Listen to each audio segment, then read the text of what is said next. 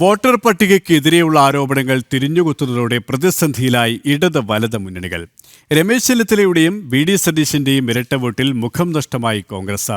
തദ്ദേശ തെരഞ്ഞെടുപ്പിലെ ക്രമക്കേടുകൾ LDF കൺവീനർ തന്നെ തുറന്നു സമ്മതിച്ചത് CPM-നും തിരിച്ചടിയായി കഴിഞ്ഞു. BJP നേതാവ് K. സുരേന്ദ്രന്റെ പരിഹാസം നിറഞ്ഞ പ്രതികരണം ജനശ്രദ്ധ പിടിച്ചുപറ്റിയതും ഇടത് വലത് മുന്നണികൾക്ക് അപ്രതീക്ഷിത പ്രഹരമായിട്ടുണ്ട്. വിവരങ്ങളുമായി പ്രജിത് മോഹനൻ ചിരികാട്. പ്രജിത്ത്, ഇവിടെ പറഞ്ഞതുപോലെ തന്നെയാണ് ഇടതുപക്ഷവും വലതുപക്ഷവും BJP-ക്കെതിരെ ഇത്തരം ആരോപണങ്ങളുമായി രംഗത്ത് വന്നു. രാഹുലാണ് ഈ ഭൂതത്തെ തുറന്നുവിട്ടതെങ്കിൽ അതേ ഭൂതം ഇവരെ തന്നെ അപകടക്കെണിയിലാക്കുന്ന ഒരവസ്ഥയാണ് നിലവിൽ കാണുന്നത്. എങ്ങനെ പ്രതിരോധിക്കും, എങ്ങനെ തടിതപ്പും എന്നറിയാതെ ഉള്ളുകയാണ് ഇടതുപക്ഷമായാലും വലതുപക്ഷമായാലും, അല്ലേ?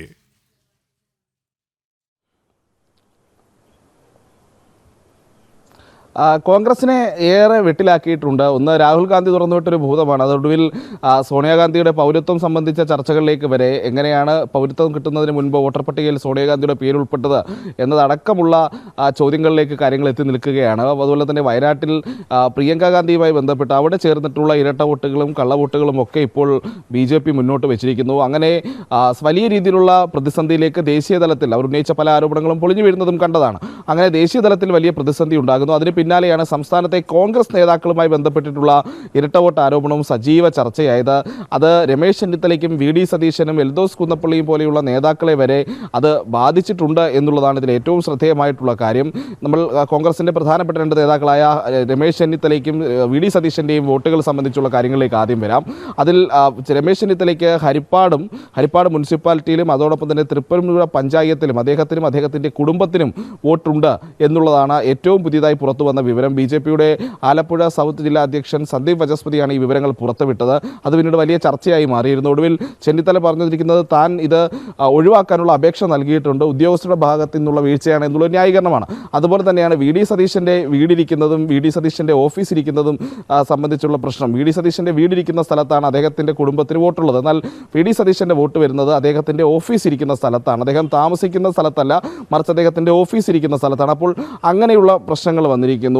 സുരേഷ് ഗോപിയുടെയും കുടുംബവും തൃശ്ശൂരിലേക്ക് വോട്ട് മാറ്റിയ നിയമപ്രകാരം തൃശ്ശൂരിലേക്ക് വോട്ട് മാറ്റിയതിനെ പോലും പരിഹസിച്ച നേതാക്കന്മാരാണ് ഇത്തരത്തിൽ ഇരട്ട വോട്ട് പ്രശ്നവുമായി ബന്ധപ്പെട്ട് ആരോപണ വിധേയരായിരിക്കുന്നത് എന്നുള്ളതാണ്. എന്തായാലും എൽദോസ് കുന്നപ്പള്ളിക്ക് 2-3 ഇടങ്ങളിൽ വോട്ടുണ്ട് എന്നുള്ളതാണ് ഇതിൽ ഏറ്റവും പുതിയതായി വന്നിട്ടുള്ള വിവരം. അങ്ങനെ അതോടൊപ്പം തന്നെയാണ് ഈ തദ്ദേശ തെരഞ്ഞെടുപ്പുമായി ബന്ധപ്പെട്ട് വലിയ രീതിയിലുള്ള പ്രശ്നങ്ങൾ വോട്ടർ പട്ടികയിലൊക്കെ ഒട്ടനവധി ആളുകളുടെ പേരുകൾ കൂടുതലായി ഉണ്ട് എന്നുള്ളൊരു വെളിപ്പെടുത്തലുകൾ വന്നത്. BJP വലിയ ആരോപണം ഉന്നയിച്ച് രംഗത്ത് വന്നിരുന്നു. പ്രത്യേകിച്ച് തിരുവനന്തപുരത്തൊക്കെ വലിയ രീതിയിൽ വോട്ടുകൾ ചേർത്തിരിക്കുന്ന ഒരു സാഹചര്യം ഉണ്ടാകുന്നു. ചില വാർഡുകളിലൊക്കെ, തിരുവനന്തപുരം കോർപ്പറേഷനിലെ വാർഡുകളിലൊക്കെ അവിടെയുള്ള ജനസംഖ്യയെക്കാളും കൂടുതൽ വോട്ടുകൾ ചേർക്കപ്പെട്ടു എന്നുള്ള വലിയ ഞെട്ടിക്കുന്ന വിവരങ്ങൾ പുറത്തു വന്നതാണ് CPM-നെ പ്രതിസന്ധിയിലാക്കിയത്. ഒടുവിൽ LDF കൺവീനർ തന്നെ തുറന്നു സമ്മതിക്കുന്നു. BJP എന്താണോ ആരോപിച്ചത് ആ രീതിയിൽ വാർഡ് വിഭജനത്തിൽ പോരായ്മകളുണ്ട്.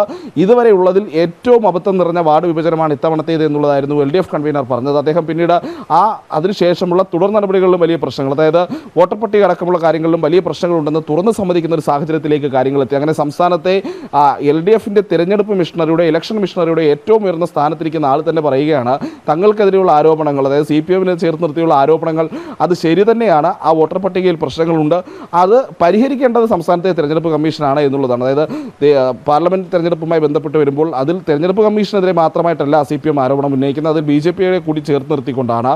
പക്ഷേ അതേസമയം തദ്ദേശ തെരഞ്ഞെടുപ്പിൽ വരുമ്പോൾ CPM-നെ ചേർത്ത് നിർത്തിയുള്ള ആരോപണങ്ങൾ പരിഹരിക്കേണ്ടത് തിരഞ്ഞെടുപ്പ് കമ്മീഷൻ മാത്രമാണെന്നുള്ള നിലപാടും CPM സ്വീകരിക്കുന്നു. അങ്ങനെ ആകെ മൊത്തം കുഴഞ്ഞു പോയിരിക്കുകയാണ് ഇരു മുന്നണികളും. അതോടൊപ്പം തന്നെയാണ് കഴിഞ്ഞ ദിവസം BJP-യുടെ തൃശ്ശൂരിലേക്കുള്ള പ്രതിഷേധ മാർച്ചുകളും അതിൽ BJP-യുടെ നേതാക്കൾ നടത്തിയ പല സ്റ്റേറ്റ്മെൻറ്റുകളും കഴിഞ്ഞ ദിവസം വലിയ ചർച്ചയായി മാറിയിരുന്നു. പ്രത്യേകിച്ച് K. സുരേന്ദ്രൻ നടത്തിയിട്ടുള്ള ഈ പ്രസ്താവന, പ്രത്യേകിച്ച് ഒരു രാഷ്ട്രീയ പാർട്ടി, ഒരു MLA പോലും ഇല്ലാത്ത ഒരു രാഷ്ട്രീയ പാർട്ടി തൃശ്ശൂർ പോലെ ഒരു മണ്ഡലത്തിൽ അത്തരത്തിൽ അനധികൃതമായി വോട്ട് ചേർത്തിട്ടുണ്ടെങ്കിൽ നിങ്ങളവിടെ എന്ത് ചെയ്യുകയായിരുന്നു, നിങ്ങളുടെ തെരഞ്ഞെടുപ്പ് മിഷണറി എന്ത് ചെയ്യുകയായിരുന്നു എന്നുള്ളൊരു ചോദ്യം എന്ന രീതിയിലുള്ളൊരു ചോദ്യം അദ്ദേഹം ഉന്നയിച്ചത് കേരളത്തിൽ വലിയ ചർച്ചയായി മാറിയിട്ടുണ്ട്. കാരണം സാധാരണഗതിയിൽ എല്ലാ വോട്ടർ പട്ടികകൾ പുറത്തിറക്കുന്ന സമയത്തും തദ്ദേശ തെരഞ്ഞെടുപ്പാണെങ്കിലും ശരി, നിയമസഭാ തെരഞ്ഞെടുപ്പാണെങ്കിലും ശരി, പാർലമെന്റ് തെരഞ്ഞെടുപ്പാണെങ്കിലും ശരി, ആദ്യഘട്ട വോട്ടർ പട്ടിക വരുന്നു.